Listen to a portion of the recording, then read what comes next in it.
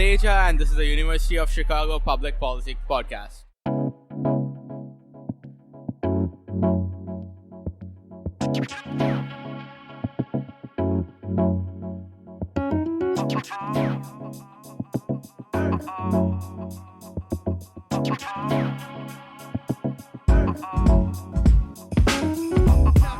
Welcome to the University of Chicago Public Policy Podcasts. This is UC3P, our eponymously named podcast on policy, politics, and current affairs. My name is David Raban, and I'm the production manager for what we like to call the main page. Today, we finish our limited run miniseries, Gun Violence, the Other Epidemic. In this episode, you'll hear from Dr. Jeffrey Butts, Professor of Criminal Justice and Director of the Research and Evaluation Center at John Jay College of Criminal Justice.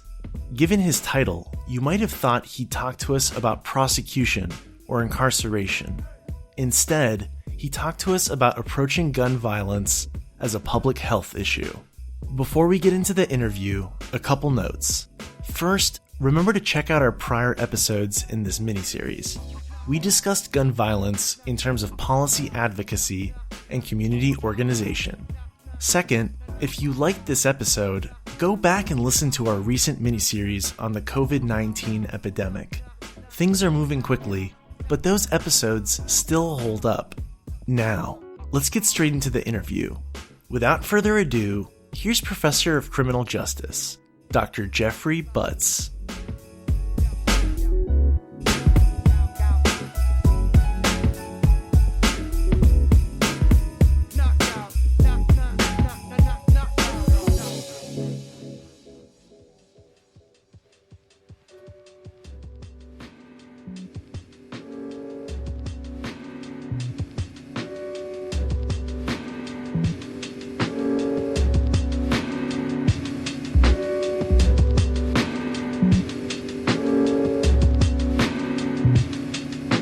In the last 2 weeks, we heard from Brady President Chris Brown and Strides for Peace Executive Director Mary Stoner Saunders. In today's episode, we shift our discussion from looking at gun violence advocacy to research in gun violence and potential solutions. We interviewed Dr. Jeffrey Butts of the John Jay College of Criminal Justice, City University of New York. We discussed Cure Violence, which is a community and public health-based approach to solving the problem of gun violence. Our discussion touched on how this program works on the ground, what evidence exists to support it, and the role that it plays in our national conversation about gun violence. I hope you enjoy.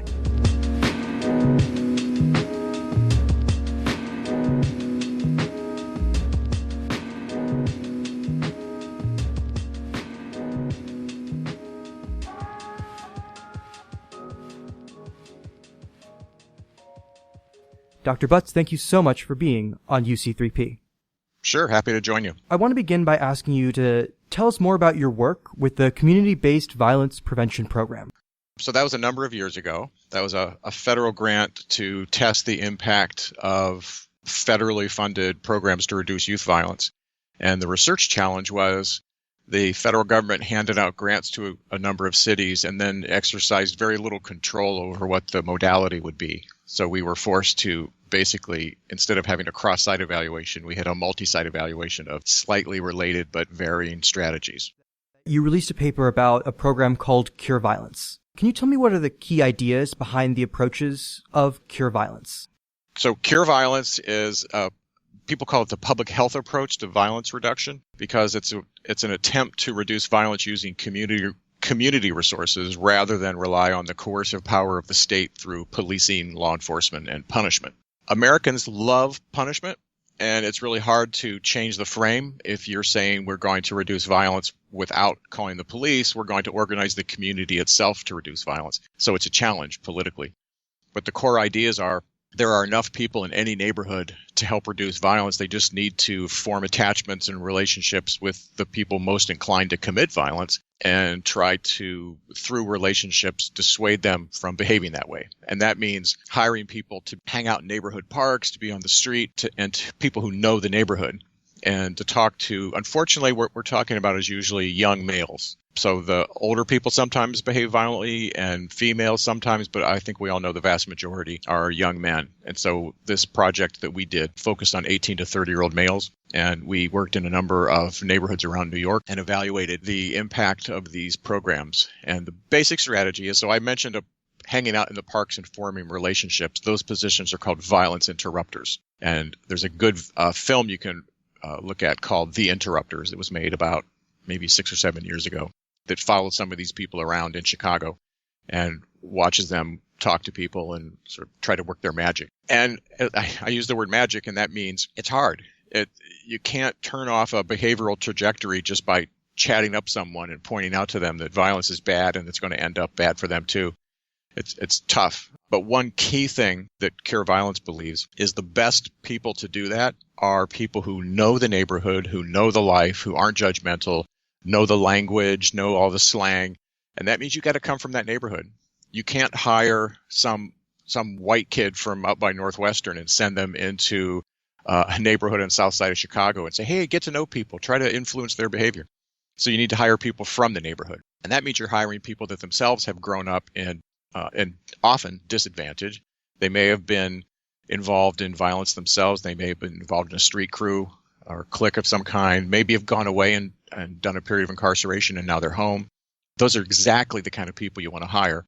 But that means you have to work with them to support them. It's not just like you hire someone, give them a paycheck and set them loose. You have to develop their capacity to do that job, and that takes time. But if it's done well, it's an incredibly powerful asset for a community to have because they know about things happening in the neighborhood that police will never know. And you can't just squander that resource by closing down a program if you don't like it. You have to really build it up and sustain it over time.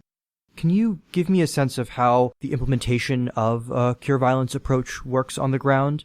So who are some of the key stakeholders that are involved, and which groups do you work with to implement the program?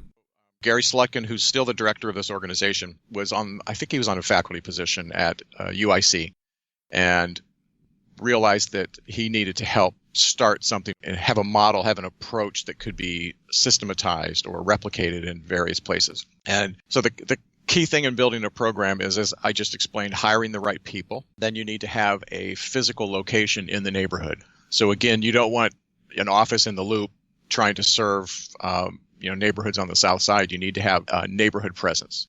The best place is a small storefront that's on a heavily trafficked street. So often it was a place that used to be a dry cleaner or a bodega of some kind, and you lease it. You put branding on the front windows so as people walk by, they see what it is. They get to know it. They become familiar with the storefront and the people who work there.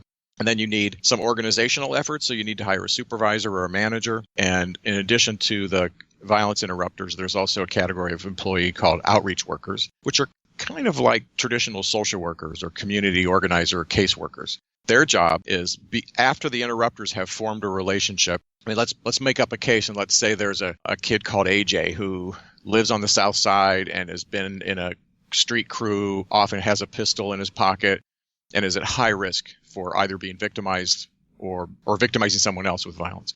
The violence interrupters learn about AJ, find him, make friends with him, talk about their lives, hang out in the park, let him know over time that they can be trusted. And that's the end of their job in terms of making the attachment and keeping tabs on AJ and his friends and sort of keeping their ear to the ground to hear about things.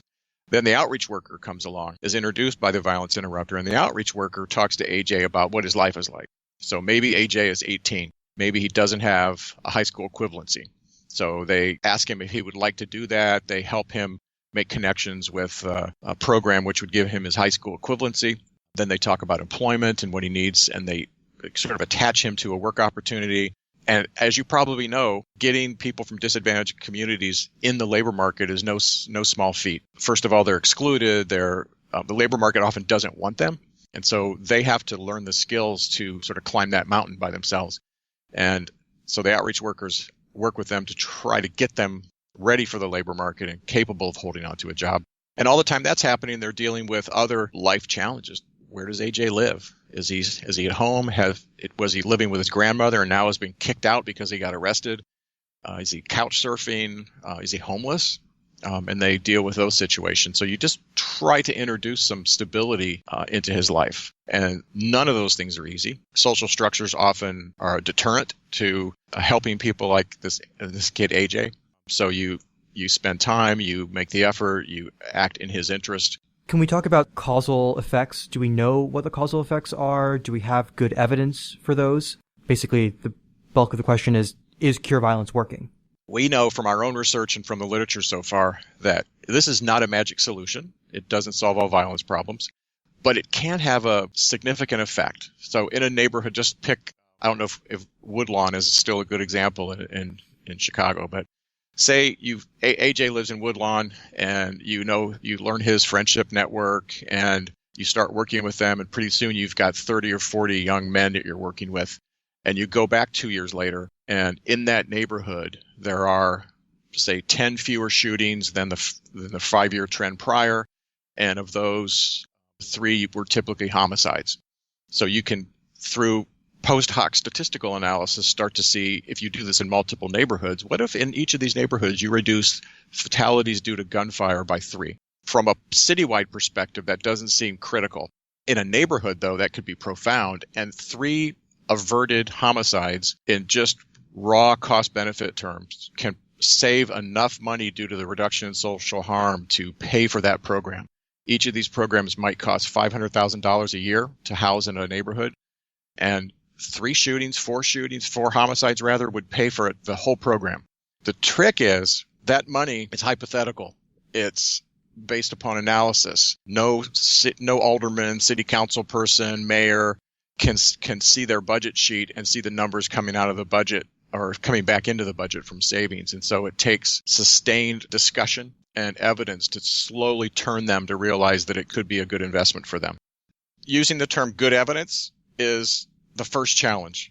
And I say this a lot when I'm working with practitioners and policymakers, that it's, I guess I can't avoid the word naive.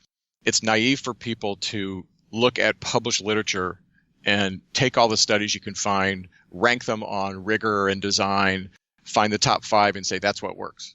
And yet that's exactly what people do all the time. And if you do that in the field of violence and crime prevention, what you end up with at the top of that list, not coincidentally, is a bunch of therapeutic individualized intervention models. Because that's where you get good effects. That's where you get statistical power. If your model says, I can prevent violence by talking to young people alone in a room, one-on-one counseling for an hour a week, you can measure that really easily. And if the definition of the case or the unit of analysis is an individual and their behavior, you can do a decent job of getting effects back, even if your actual impact is not that profound. So, statistical power is a combination of the overall effect you're accomplishing, the variance that you're looking at. And it's just easier to do that with a model that focuses on individuals. If your model, however, says you reduce violence at the community level, and you do so while protecting the anonymity of all the people you're talking to, you don't write down their names, you don't even know their names sometimes. That AJ I made up, that might be the only thing you know about him. His nickname is AJ, and he lives somewhere in the neighborhood, but you don't know his address, you don't know his birth date, you don't know anything about him. If that's the model, you can't do individual level change. You have to do community level change, which is what I just described, going back after 3 years and finding a reduction of 3 shootings or 5 shootings. You don't get much statistical power from that kind of analysis, unless you had 50 neighborhoods, and no one so far has been able to afford a study, a pre-post study even, of 50 neighborhoods. So mostly what we do, and I'll tell you, we did one component of our research on cure violence was actually a true pre-post. The Robert Wood Johnson Foundation asked us to study cure violence, and actually amazingly gave us funding and asked us to participate with Gary Slutkin and his program in locating the new programs. So we were able to go to the neighborhoods where we knew they were about to have a cure violence program, start collecting data, start interviewing 18 to 30-year-old males, and we had a true pre-intervention wave of data collection. That almost never happens. Usually it's all post hoc. You know that the program's been up and running in this one neighborhood for 5 years. You go look at their official data on policing and look retrospectively and see if you can detect a change using some kind of interrupted time series or difference in difference model. And those kind of analyses are never going to be able to compete with random controlled trials at the individual level. If you're talking to And that's why I use the word naive. If you're talking to some state legislator or a member of Congress or OMB or someone, they're just going to say, is that an RCT? Did you do a